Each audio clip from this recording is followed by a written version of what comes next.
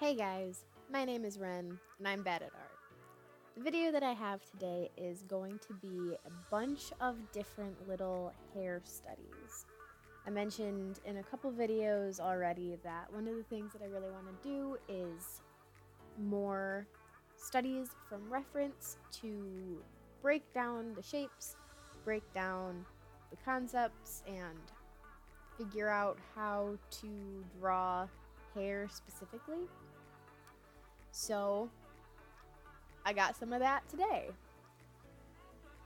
The biggest thing about this video is that it was important for me to do it because the best way to learn how to draw something is to draw it and then draw it and then draw it. However, while I do feel like I learned a lot from the studies that I did in this video, I am not actually very happy with the way any of them turned out. And the reason that that is so important is because I still learned something. This was very important for me to do, and that's why I'm sharing it with you guys. What I started with was blank heads, shoulders, necks, whatever, the sort of references for what the hair is sitting on. Then I blocked out the shapes of the hair, and then I went directly in with value. On this first one here, you can see I'm actually going in with some of the darker values first. I thought that maybe by blocking in the darkest values, I would get a better reference for where my mid and light tones needed to be.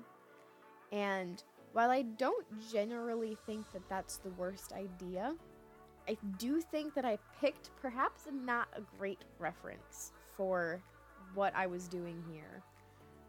The head was at an angle which left the lowest edge of the hair uneven, and I think that that's something that perhaps I could have achieved if this was the third reference that I picked.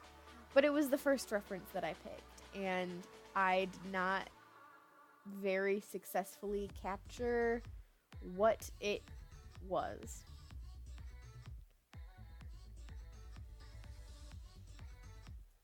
After adding in my darkest values, I switched towards the midtones.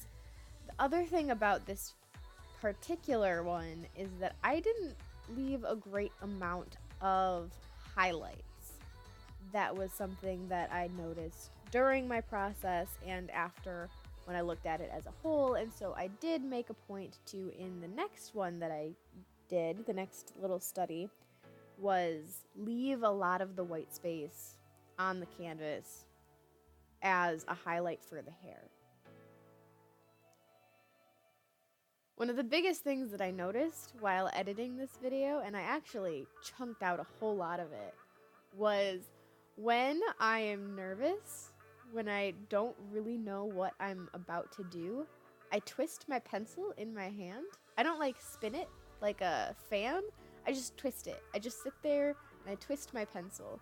And so hopefully I chunked out enough of that and it's sped up enough that that doesn't bug you.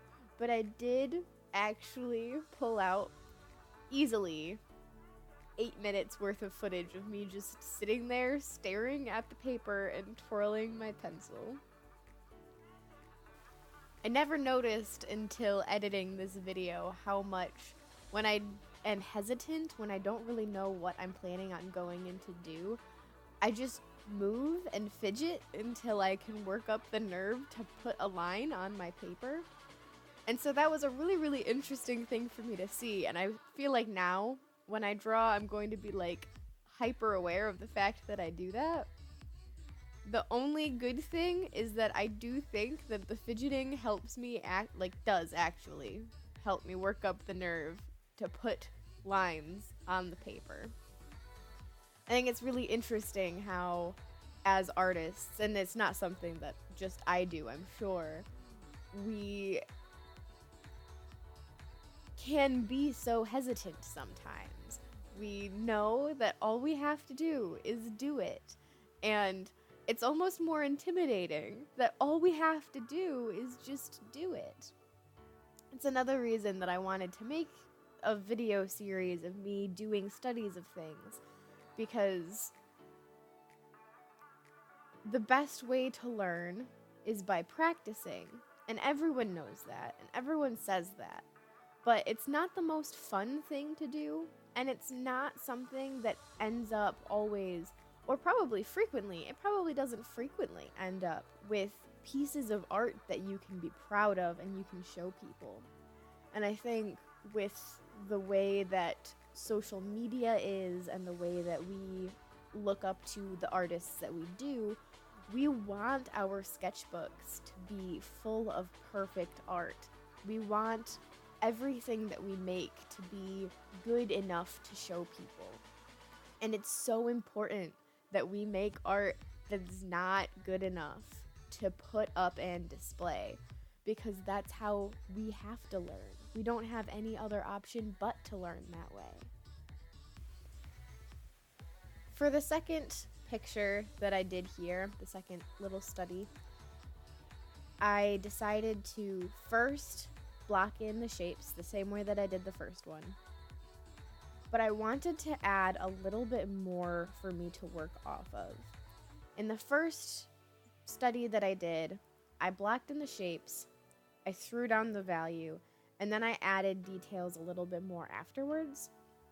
And for this one, I wanted to try to set up a little bit more of the detail in the hair ahead of time. I thought that maybe mixing up the order that I did things would give me something I was a little bit more pleased with. The only thing about laying in the details first is that I ended up having to go through and lighten a lot of things while working to properly portray value. And obviously, that's what I'm doing. That's what I'm working on here, is learning how and where to effectively lay value. I think maybe if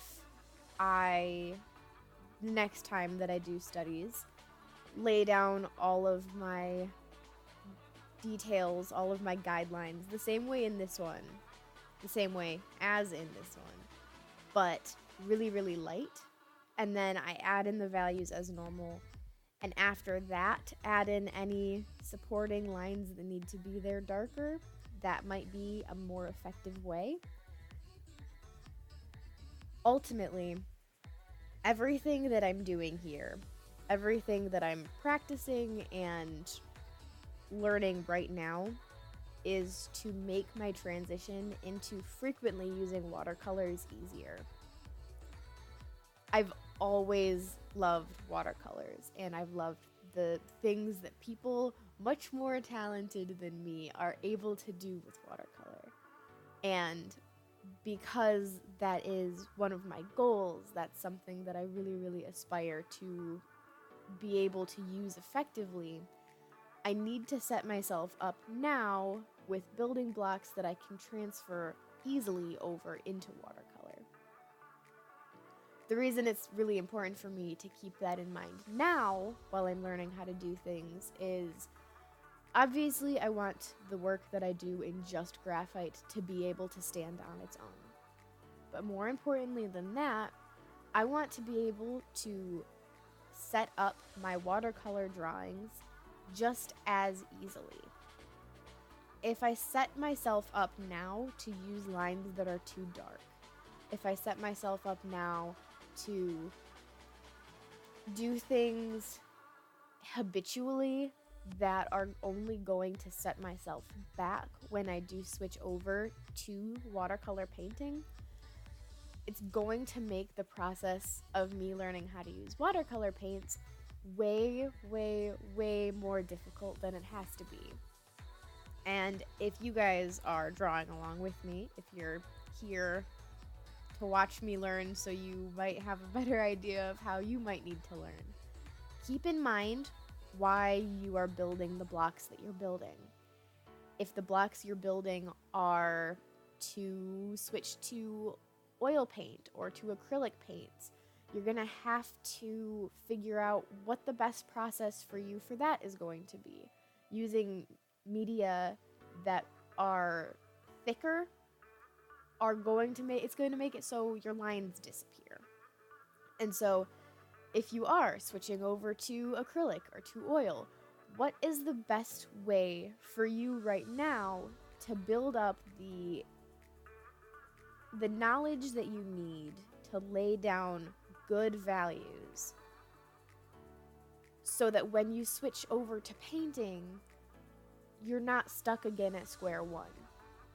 What I'm doing here is probably going to be a really good idea for if you are switching over to those thicker, more opaque mediums or gouache or whatever, by having a really, really good value reference, something dark, something well lined like this. Having that next to you while you're doing your painting. So you want both. You want to first do your graphite value sketches and then transfer over lines onto a piece of paper so you know where to put your first washes of an opaque medium. Being then able to look back and say, okay, well, this is where I put my darkest values. How do I translate that into color? How do I translate that into this opaque medium? Because you lose your guidelines so fast with that. Always think ahead.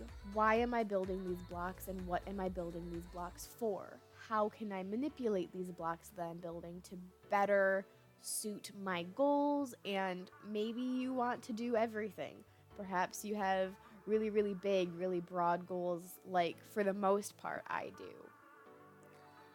You might have to figure out how to be good at all of it. And I know that sounds really, really daunting, but really all that means is you have to figure out, well, if I'm doing watercolor, my guidelines need to be really, really light. And if I'm doing acrylic and oil paints, I need guidelines that will suit me even after I lay down my first washes.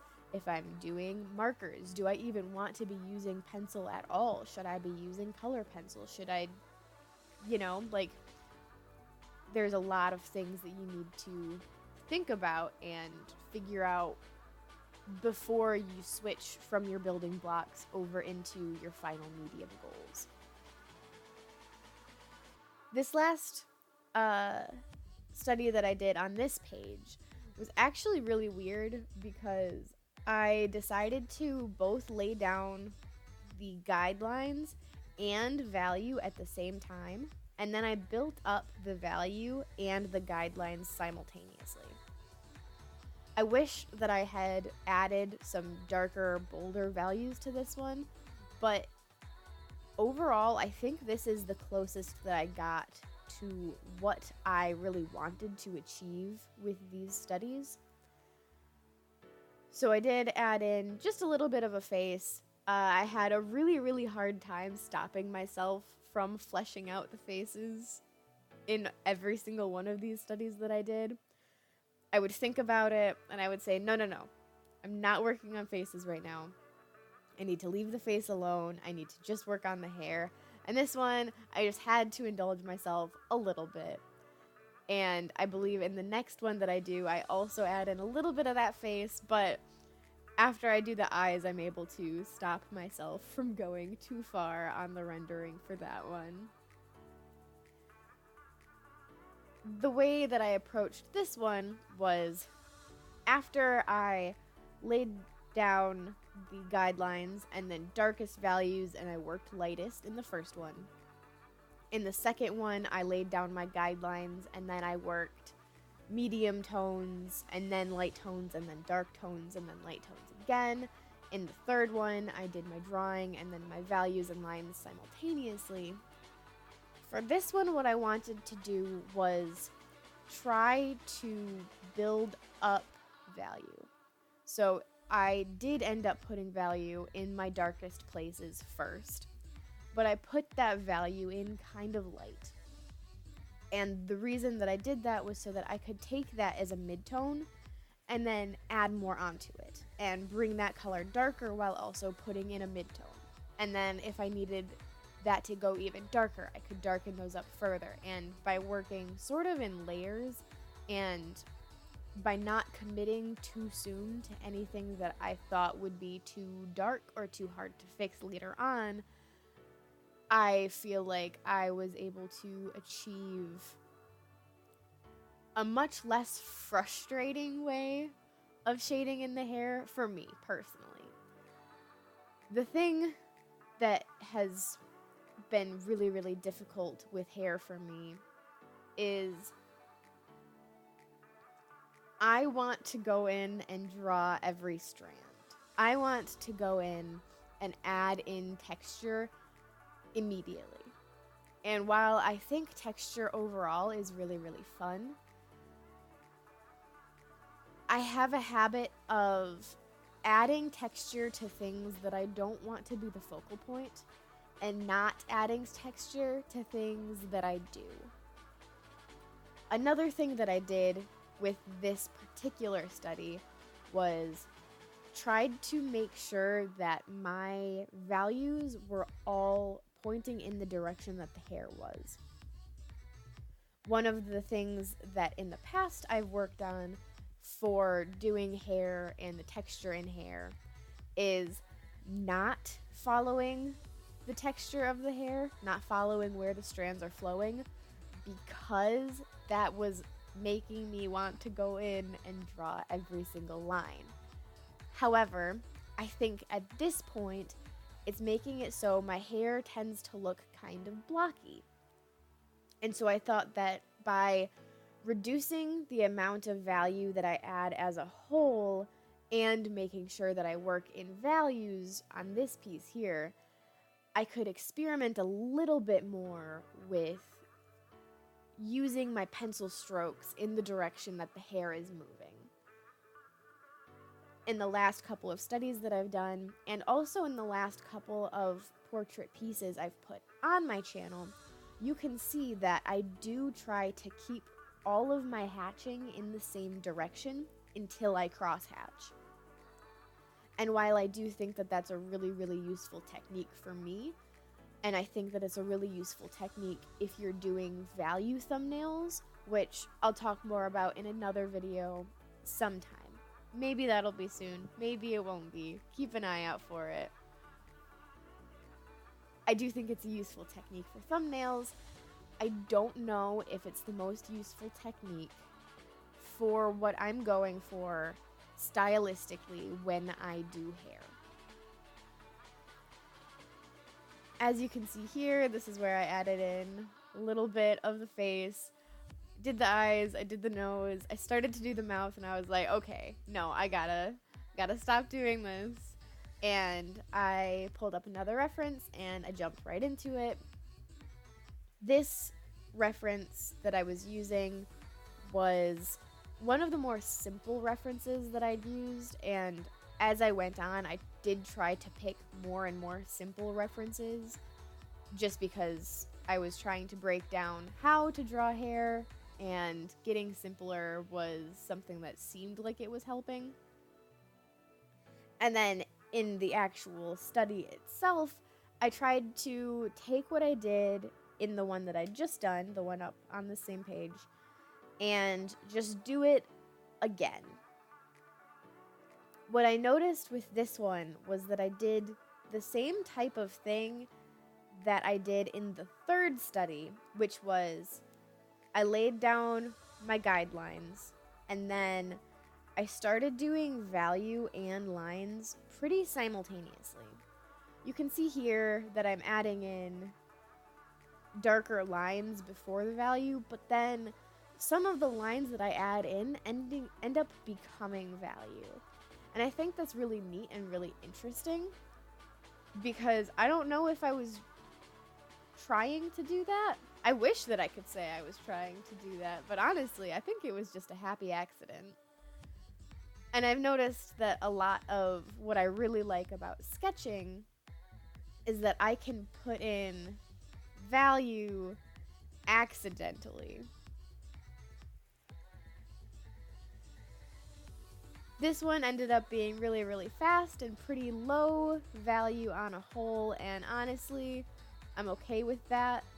I wish that for this one also, I added in a little bit darker of colors, and the one on top of it also, I wish I'd added in some darker values. So I think adding in some really nice, really dark values is something that could help me overall. But I did learn some really, really good building blocks from doing this little practice here, and I certainly hope that if you wanted to take some inspiration from the way that I'm learning, you do the same thing. Pull up Pinterest, pull up a couple references, and just do it. Stop twisting your pencil and put some lines on the paper. Thank you all so much for hanging out with me today. Thanks for coming and watching my video. And yeah, I really enjoyed this one. I think I learned more from this than I've learned in a lot of other things I've done so far. Thanks for coming out and hanging out with me, and I will see you in the next one.